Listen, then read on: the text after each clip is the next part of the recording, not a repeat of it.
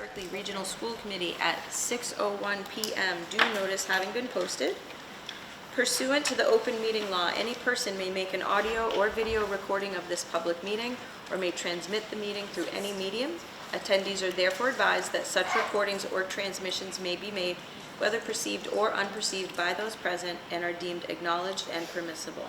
We'll do a roll call of members present. Ms. Ferrera? Present. Ms. Ashley? Present. Ms. Corville? Present. Ms. O'Brien? Present. Mr. Pasternak? Here. Ms. Solomon?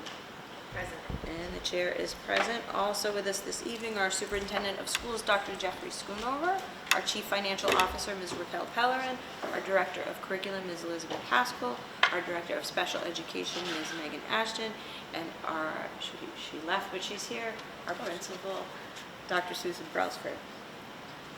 And our Recording Secretary, Robin Vaccaro. If you're able, could you please rise for the pledge?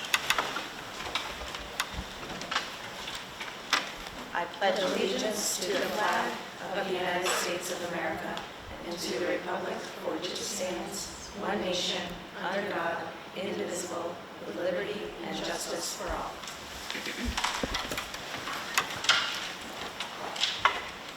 Thank you, everyone. Please note that this committee will meet via Zoom on Tuesday, March 31st at 6 p.m. for a final vote on the 2026-2027 budget. The next regularly scheduled meeting of this body will be on Tuesday, April 7th, 2026 at 6 p.m. in person here in the Somerset Berkley Regional High School Library. And the first item on the agenda this evening is the public hearing. So I would officially move to open the public hearing on the 2026-2027 Somerset Berkley Regional High School budget. Second. Motion by Ms. Ferrer and seconded by Ms. Ashley. All those in favor? Aye. Opposed? So voted.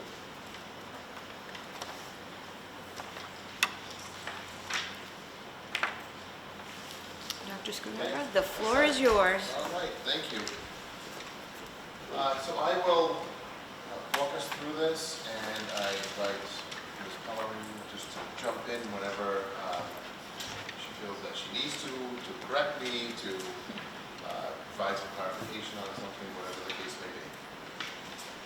All right, so as we typically do, just the process for this, we'll start out with our vision, our goals as a school and as a district. Just quickly go through high school enrollment so we understand where we are. And then we'll go through the overview of the budget process, look at the revenues, the expenditures, some of the grants, and then we'll wrap up with just a quick overview of the assessment formula in case there are any questions relative to that. So, as we typically do, we just need to remind ourselves of our vision of the graduate, where our goal is to create students who are resilient, academic, independent, digital citizens, while they are learning to become empathetic and respectful citizens. We usually step into the strategic plan and the school improvement plan at this point.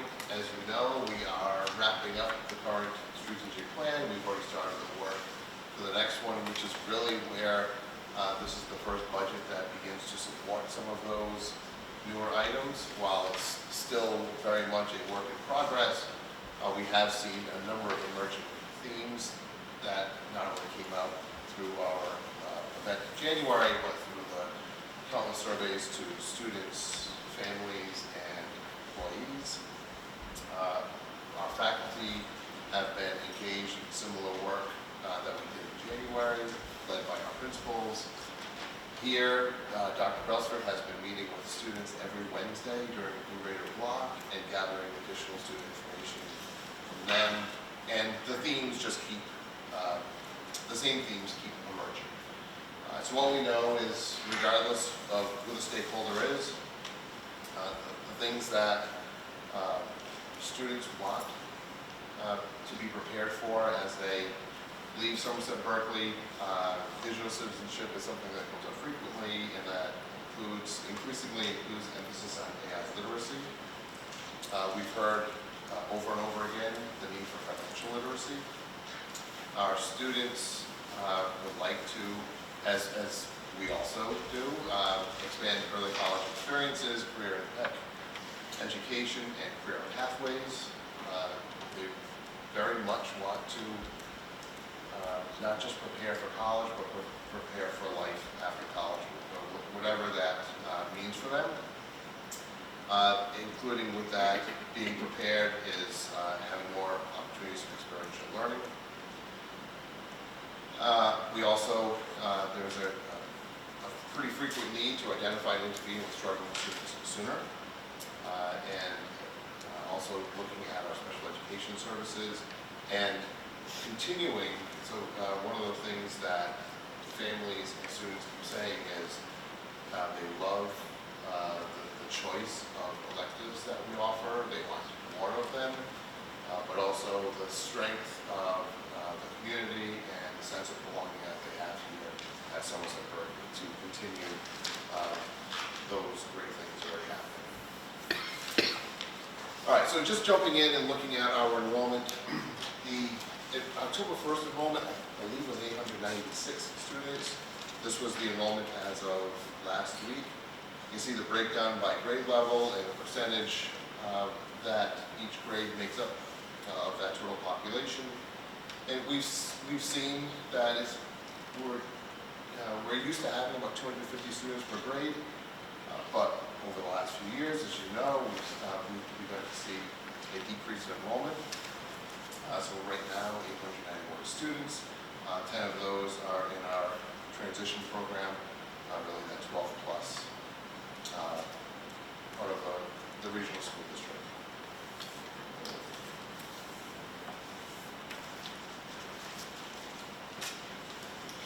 Isn't that great? My device ran into a problem and needs to restart. Even though we are still seeing that. That's great. Oh, now you just, hopefully it's not updates. Yours has updates? But yeah, That's- I have to shut it 50% off because Okay. Can you tap dance? So, it's a little patch. so anyway, so with that, this is the first budget where we're starting to look at those items that are being identified. And there are a few items in here where expanding early college opportunities, dual enrollment opportunities. I believe we've talked about this. There's one component of this budget where we are switching away from virtual high school and wanting to offer our students college credits instead, which at this point, until we have an early college designation, that is something that we would pay for the reduced tuition that students would have through that program. Similar, very similar to what we've been doing all along with virtual high school. One second.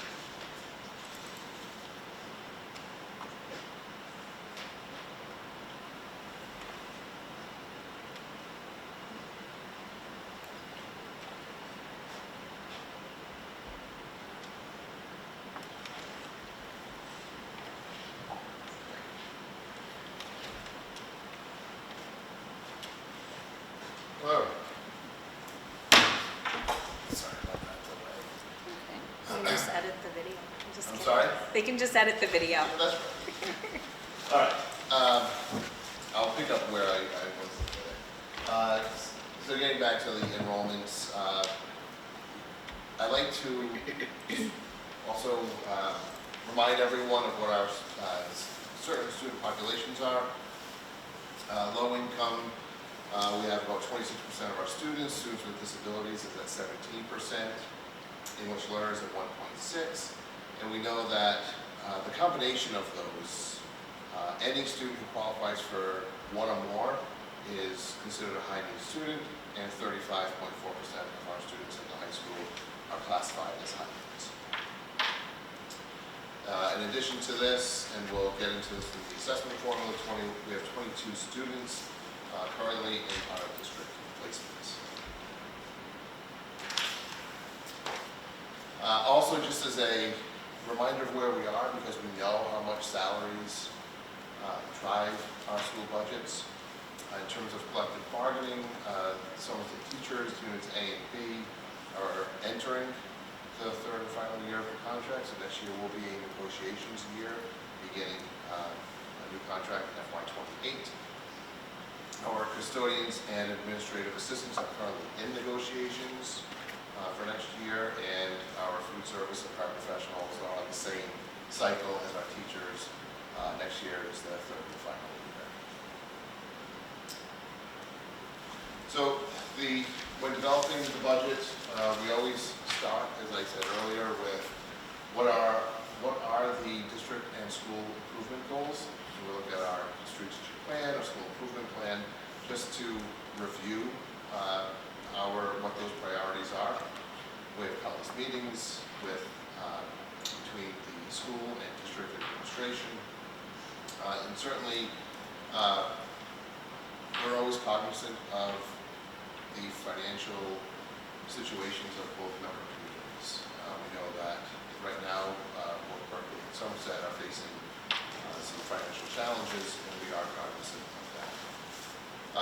We, led by Ms. Pellerin, review the anticipated revenue, working as those teams to propose the expenditures, and then along with that, looking at program studies, looking at our school scheduling information, which usually doesn't come in until almost the tail end of this process, because the students don't begin that until late January or early February, so we're not getting that information until late February.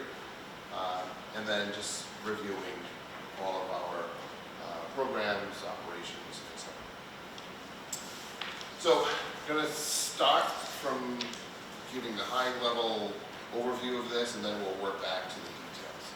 So this budget represents a 2.61% in the operating budget, but due to increased revenues, it's a 1.82% net increase. For the assessments, and I'll step through the assessment formulas, this budget represents a 2.54% increase to Somerset's assessment, 3.39%. For Berkeley, we know that these variations, these assessments vary from one year to the next, and is based on the town's minimum local contributions, how the enrollments are shifting in each town, just what that percentage is. A small shift in student enrollment plays a significant impact in the assessments. But we also look at special education on district tuitions, transportation, and so on. So there are some other factors, but we will step through those. All right, so first, beginning with the revenue. If you look in the near the bottom right-hand corner, the proposed budget is $22,555,875. So we have revenue coming up to that amount. You see it represents a $573,070 increase over FY26.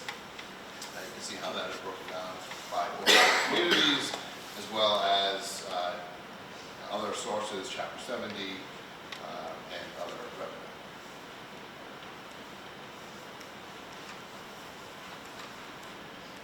So So based on those increases to both member communities, the 120,000 that we saw in that previous slide, just under 121 for Berkeley and about 280,000 for Somerset.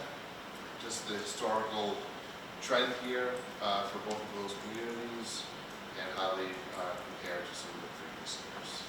And it's always interesting just to note in 2022 where Somerset had a significant increase of 16%, Berkeley had about a 5% reduction. That was the year where the new regional agreement and this alternative assessment formula went into effect.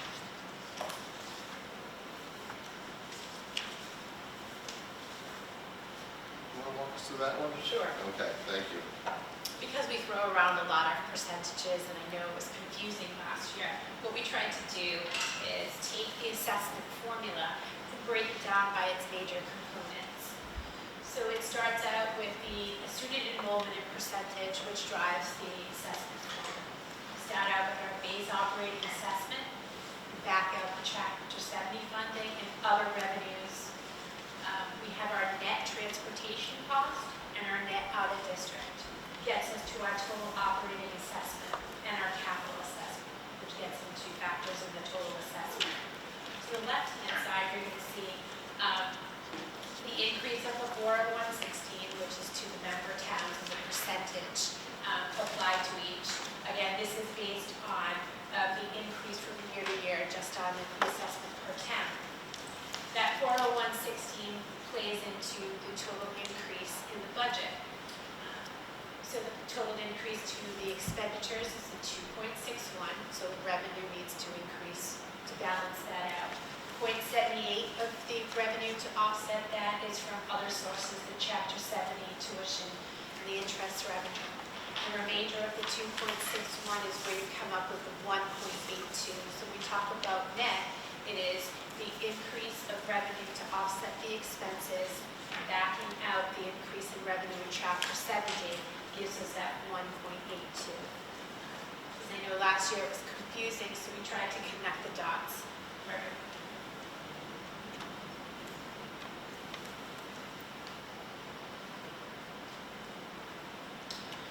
And we are now at the stage of the governor's local budget. It has to go through its variations to receive what the final numbers are. We know that looking at the regional school transportation, which we see there's a significant increase. We hope that stays as is. Our budget is based on moving a lot of the expenses into that revolving fund, as well as school choice receiving tuition. We have an increase in that as well. Those are both in revolving funds, but they do offset the expenses within the general operational fund. When you look at the 26 cherry sheet, I just want to note that we haven't done budget amendments this year. All of that will be captured in the budget amendments that we do for 26.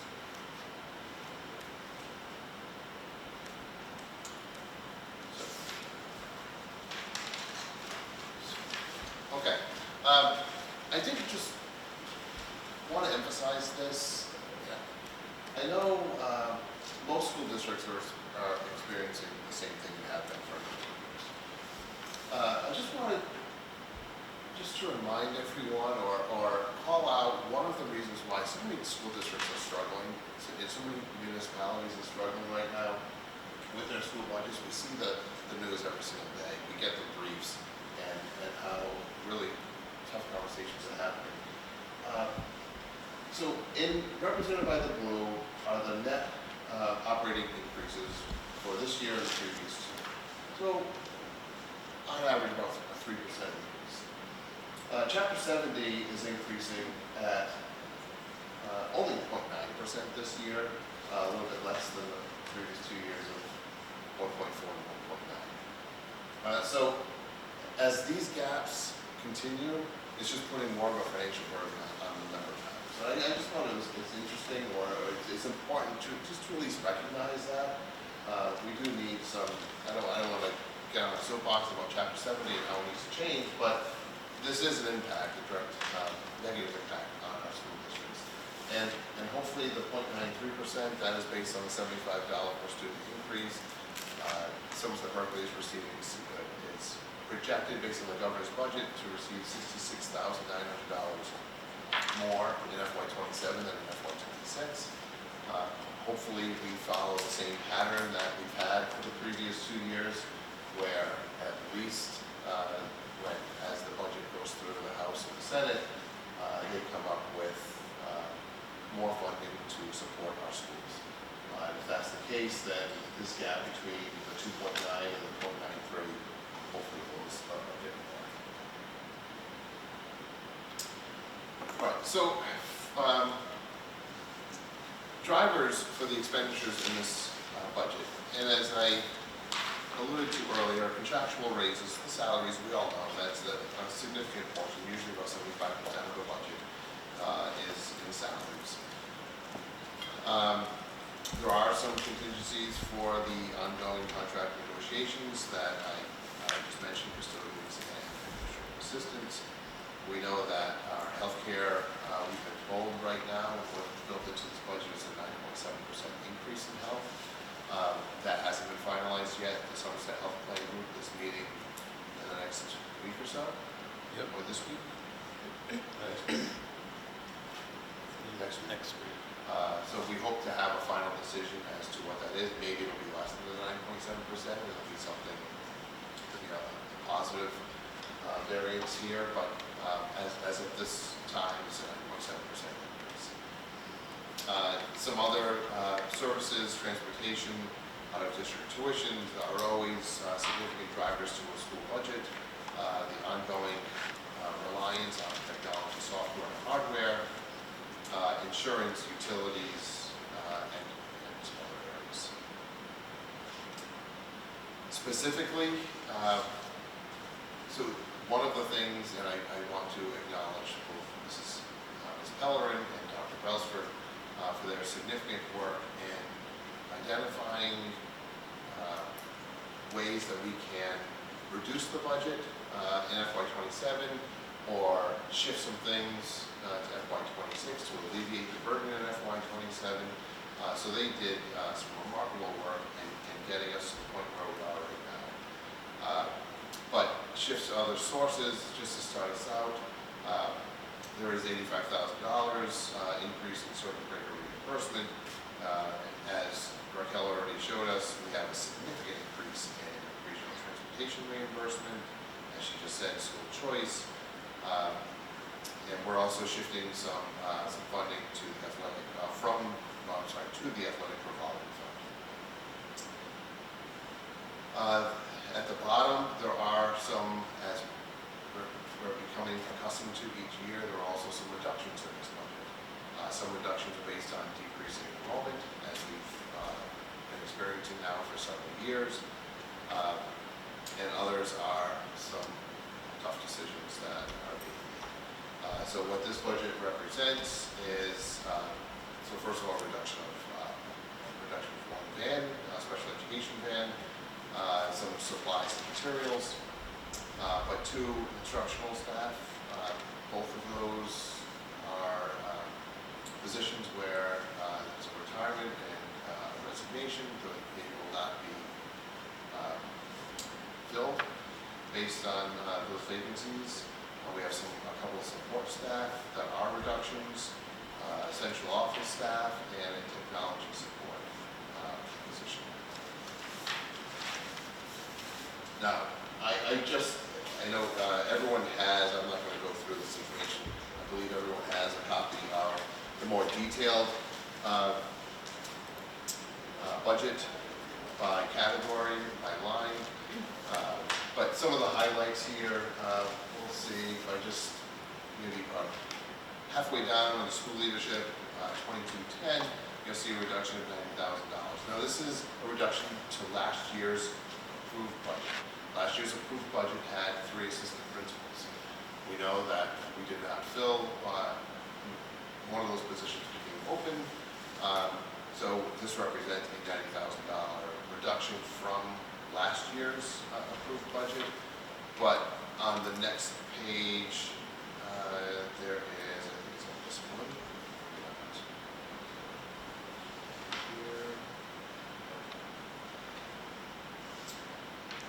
there's an increase of $72,760. Fourth line down from the bottom. It's under paraprofessionals, because that's really where the monitors play. Nope, wrong level. Cafeteria supervision, in-school suspensions. So some of those positions that were brought back once that assistant principal position was lost. So there's a reduction in one area, an increase in another. But you'll see that there are many of those situations where something might be reduced in one area and shifting over to something else. But obviously, about just below halfway down the page, there's a $338,000 increase in salaries, classroom teachers. We know that, again, it's the third time I say it, it's a significant driver of any budget, and that does include the reduction of 2 positions, as I just said. If those 2 positions were eliminated, then that number would be significantly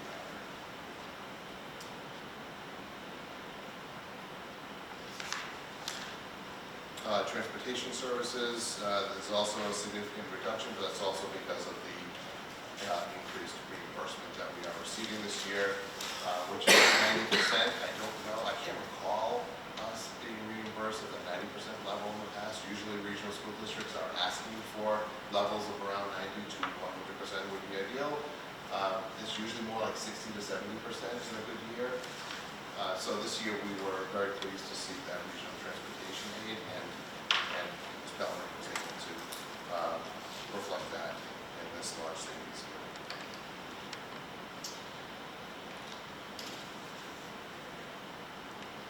And then at the end of all of this, we see that same 2.61% increase over FY26 of $573,000 to a proposed budget of $22,555,875.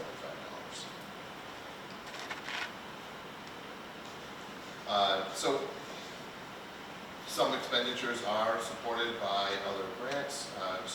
Circuit breaker is budgeted here for $1.14 million in out-of-district tuitions.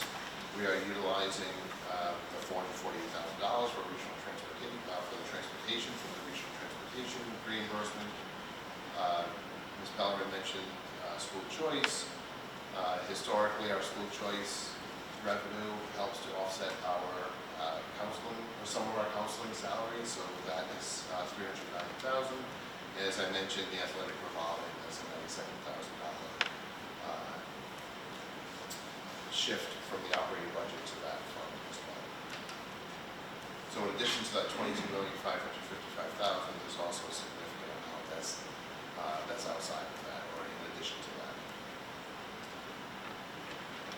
Looking at our fund balances, E&D, we know it has a 5% cap. The current balance is just over $900,000. We had stabilization because of the projects that we had last year, the turf replacement. We saw in the baseball field work, we saw those 2 other funds, the capital fund and stabilization, get wiped out. So we currently don't have those, and we do for this summer have the track resurfacing project, which was estimated to be $340,000. We haven't received the bids yet, but that will be happening relatively soon. But that will further reduce the excess and deficiency fund to below $600,000.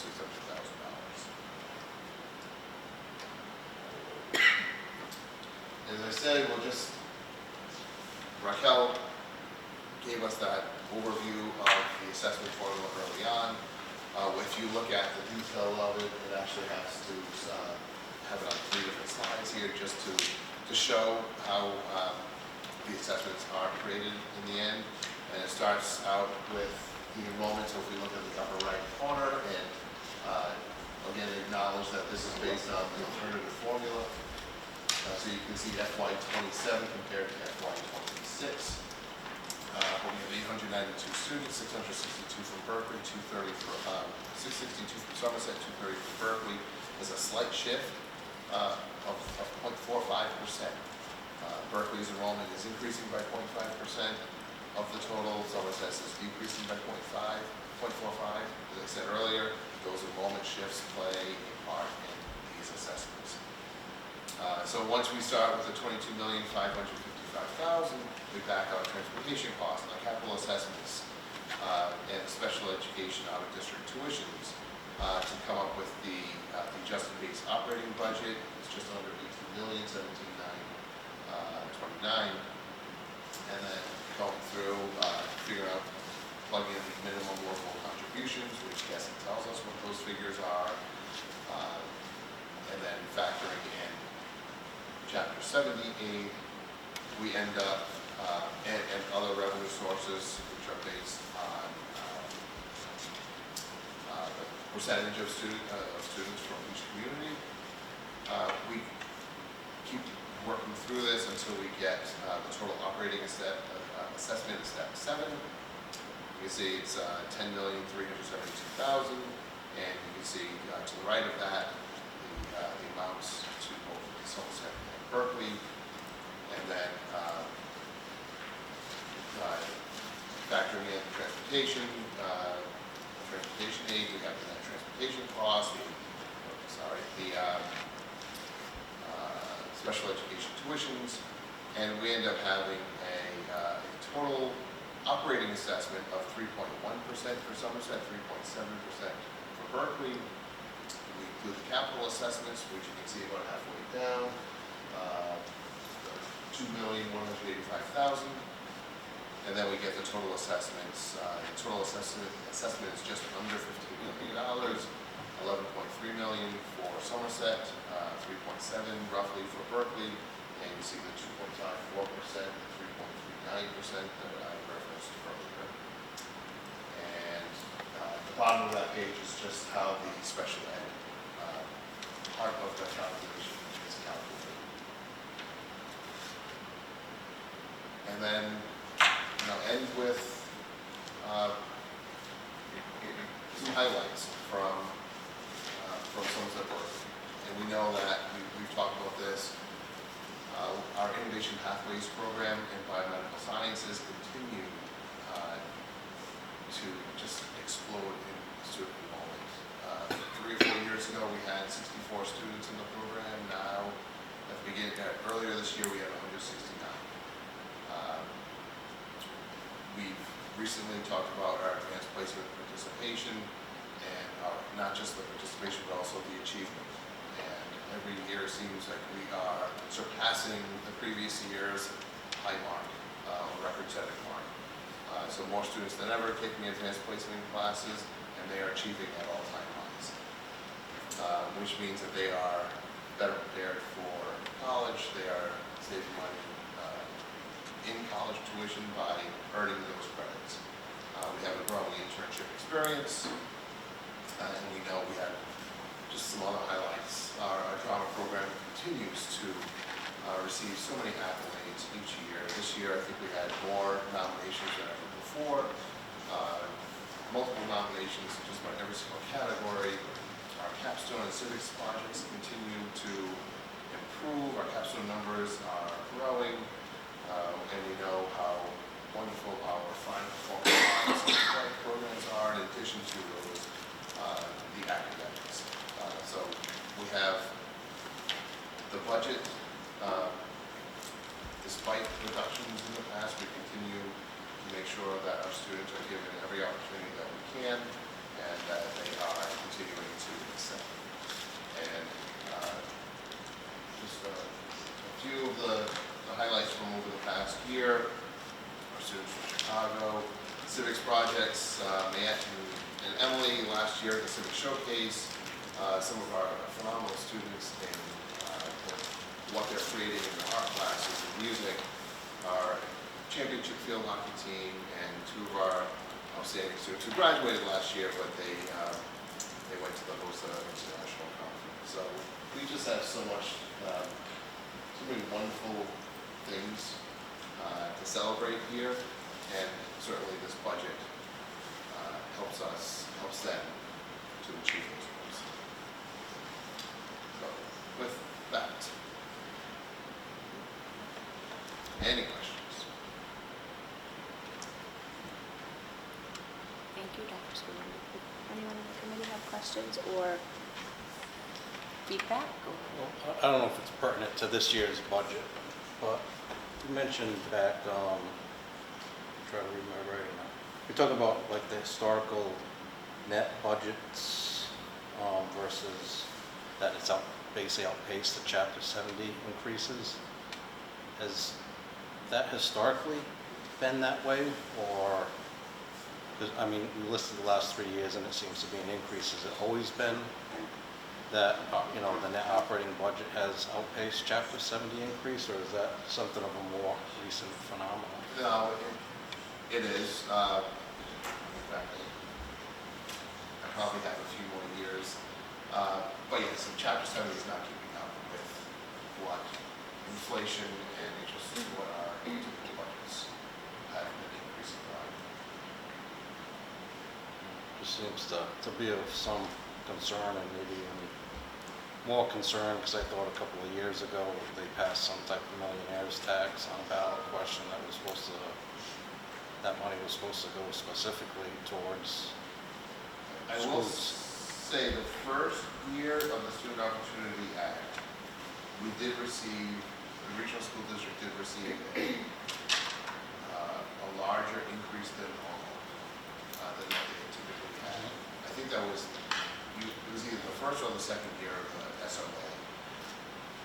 This represents the last year of the Student Opportunity Act, so now that changing of the formula, that extra aid that came in, I don't know how the state's going to respond in the future, how they're going to look at Chapter 70, but we did have, I know, at least one positive It was year. positive. Yeah.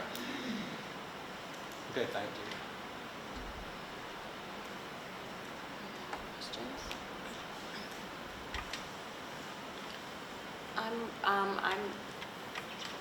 I know no one knows the answer to this, but just knowing what's going on in the world now, especially when we think about utilities and those types of costs, I'm wondering, we made a projection in this budget, but just based even on the last 2 weeks or a week, is that, obviously not something we monitor, but is that something that we still feel comfortable with in terms of those projected costs?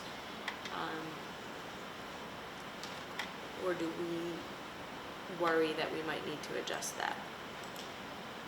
Well, we've been emailing the director of facilities to watch this consistently and constantly. It's never changing situation. It is a concern. And we've discussed that there are contingencies within the facilities budget, but that may have to go up towards utilities. It continues to go in this direction. So it is a concern. Concern in the current budget and as well as next year.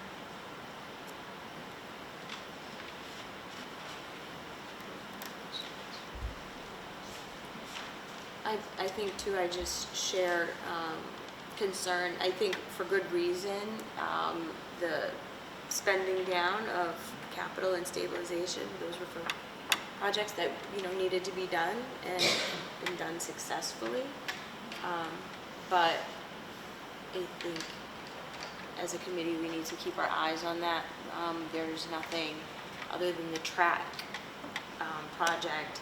There's nothing major planned for right now, but obviously, as the building continues to age, and I think folks have done a tremendous job, sort of maintaining it, that balance is something to be mindful of. And at the same time, while we've contributed, what we need to OPEB in terms of we meet our policy obligation, that's another place where if we had the resources, it would be wise to contribute more, but we're sort of doing the correct me if I'm wrong, but we're kind of doing the bare minimum there. And I think that we just have to be mindful that the budget process is not just year to year, but we really need to be thinking about, just like we think about a 5-year strategic plan, we really need to think about the 5-year budget cycle that's going to support that. And unfortunately, I don't feel like the trend is toward good news, so. But I want to just echo what Dr. Schoonover said too. I think the leadership team has done tremendous work to try to deliver a budget that first of all supports our students' needs and students' families and their educational needs, but is also mindful of the challenges facing both communities. And that's going to be a refrain until or unless there are changes to Chapter 70. Those are from the reductions in some of the title grants, which is a good thing if fewer students qualify. If fewer of our students meet the definition of poverty, that's great. But they also may still be high-need students, right, because of the other categories. And, if you're right on the cusp there, it doesn't mean that the needs maybe evaporate, right? But some of the resources to support those additional programs aren't supported the way they have been in the past. So lots of challenges. I just want to thank everyone for, I think, doing a really responsible, thoughtful job in developing this budget. Does anyone, it's open public hearing, so is there anyone who has questions or? Anybody that's signed up? Yeah, sure. If it's for the budget, if it's for something else, we'll have an opportunity at the end as well for other items on the agenda.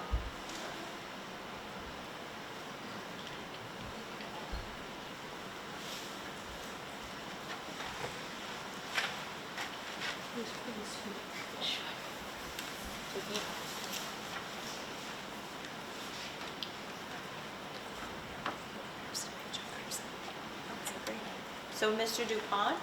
Yes. Would you like to address this?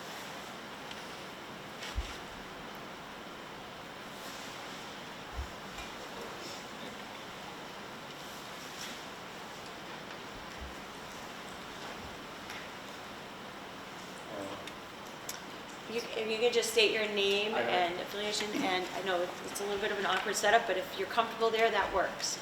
I don't want to break any rules here. I'm kind of outnumbered and I'm from out of town.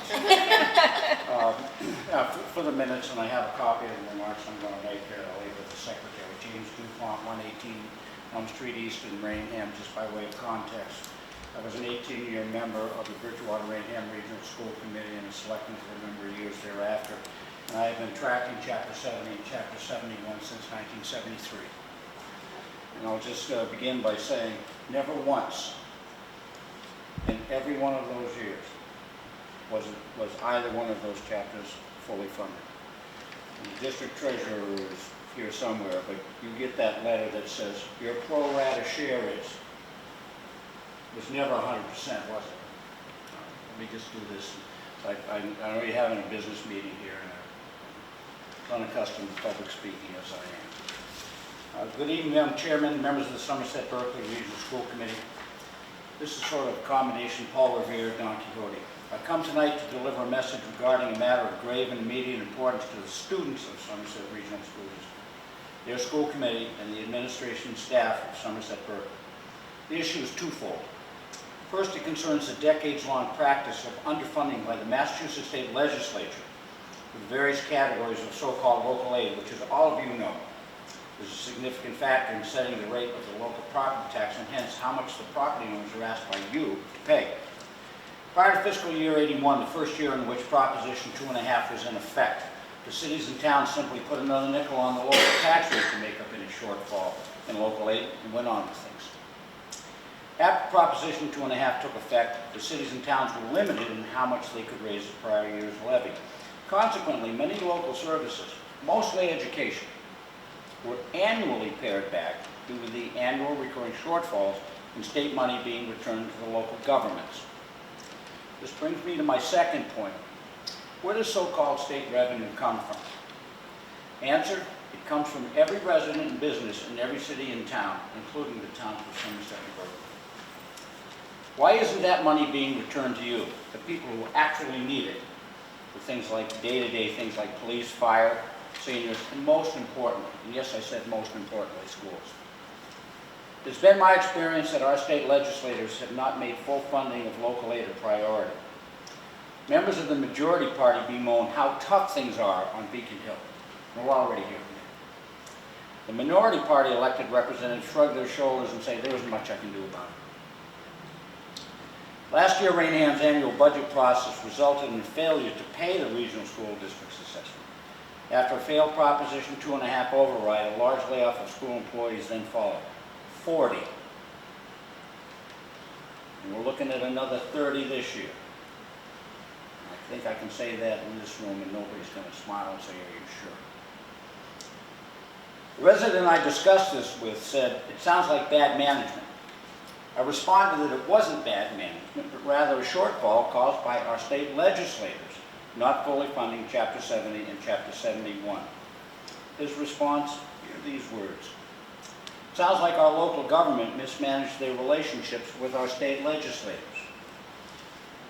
Madam Chair, this leads me to the conclusion that the time has come for all local elected officials, all of them, to demand that their respective state legislators change their vote on local aid from the current, here's what's left,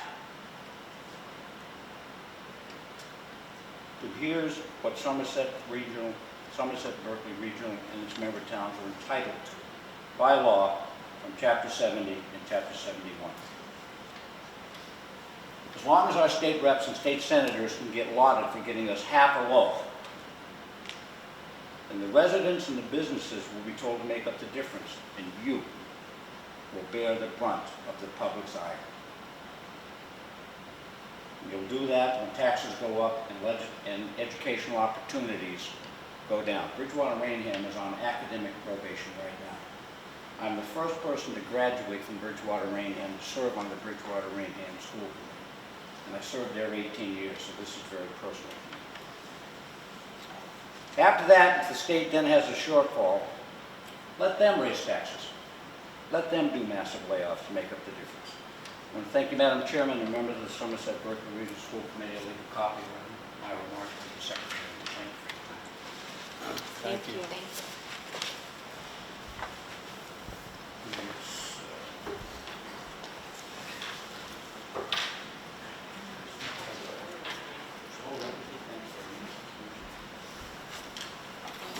You're welcome anytime.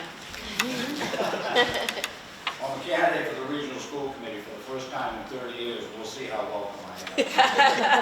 The I budget. want to thank the committee very much. Is there any additional public input?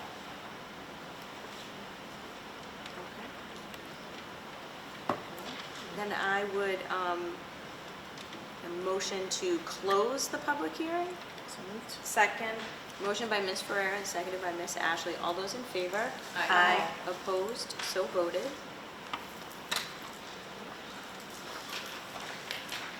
The next item on the agenda, and I'll just remind folks, so this process will continue until there will be a final vote on Tuesday the 31st at 6. That's a Zoom meeting, and that will be for the final vote. It's the last day we're allowed to do it, so we're trying to give as much time as possible for the numbers to become clearer. And that meeting will, of course, be posted accordingly. The next item on the agenda, under new business, is to discuss and act on approval of the 2026-2027 school calendar. You should have a copy in your folders. Dr. Schoonover?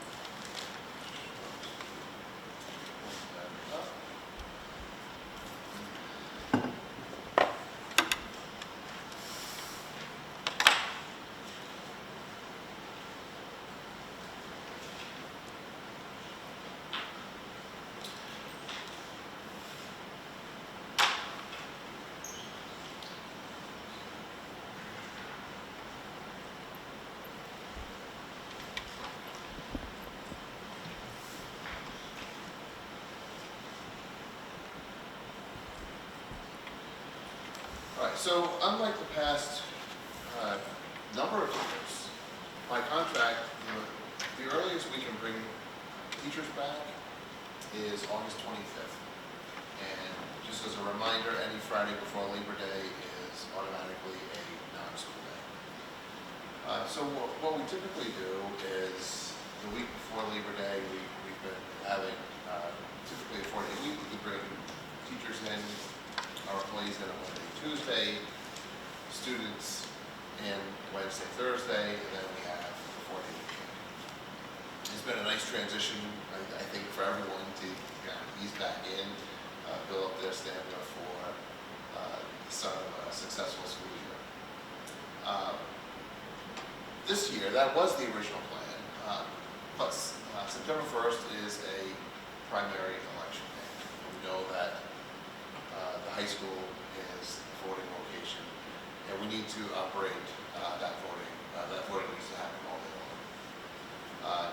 So it doesn't make sense to automatically start the school year and then have a day off for our students at the high school, and then continue to operate for the Somerset schools, because we're always wearing those two hats here.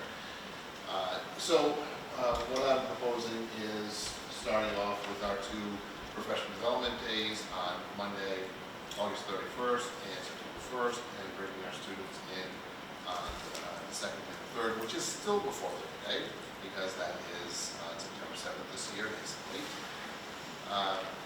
So it's still following that same general process, but just a week after we typically do.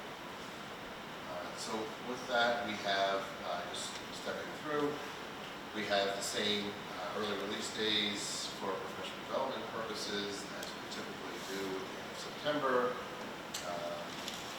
Some full day for professional development in November. And everyone always wants to know what's happening with the Christmas, New Year's break. Wednesday, December 23rd would be the release day for students, beginning that winter break and returning on Monday, January 4th. We have our second day for professional development at the end of January on Friday. For the high school, that coincides with the last day of mid-year exams. So typically students, after they complete, or what we saw this past year, or this year, is that students reach that time, they've completed their mid-year exams in the morning. We have mass exodus of students in the afternoon. So we figured we would shift the professional development day around to take advantage of our students leaving, and we'll just say, okay, you're all leaving, and then we'll have our professional development after that happens. I'm sorry, can I just Yeah, to I'm sorry. clarify, just to make sure I followed. So in this version, mid-year exams would be like January 19th 19, through 20, the 21, 22nd? 22, yes. Okay. They're always that week of March. In March, we would have another early release day for professional development. In April, on the 12th, that is the town election. Again, we use the building for that, so that is an early release day for students. May 21st, another early release day. That is the day of the prom, as we've typically done. And then we have our 5 early release days for exams. The week of June 14th, and our 5 scheduled snow days would be the week of June 21st. And I just want to say, even though we have 5 snow days, don't book any vacations until July 1st, because we know that we can go very easily on those other 2 days. And I do see, I think we have just a minor correction. I think that Monday is actually June 28th, so it's 28, 29, 30, and then following. I picked that up earlier. But anyway, so it's the same typical calendar that we've had, with the exception of being just a slightly delayed beginning school year. Which, after this long school year, I think a little bit of extra time would be welcomed by everyone. Any questions from the committee? I assume this was sort of developed in consultation with the STA. Yes, the last piece of the puzzle every year is meeting with the Somerset Teachers Association, specifically with the review and evaluation committee, where we finalize when parent-teacher conferences will be. That's usually the last one. If there are no questions, I would entertain a motion to approve the 2026-2027 school calendar as proposed, with the one correction to the last few days in June. So moved. Second. Motion by Ms. Ferrera, and that was seconded by Ms. Corbell. Anything further on discussion? Hearing none. All those in favor? Aye. Opposed? So voted. We'll make one more call for public input or any other items. Seeing none, I would entertain a motion to adjourn. So moved. Second. Motion by Ms. Ferrer and seconded by Ms. Corbett. All those in favor? Aye. Opposed? So voted. Thank you, everyone.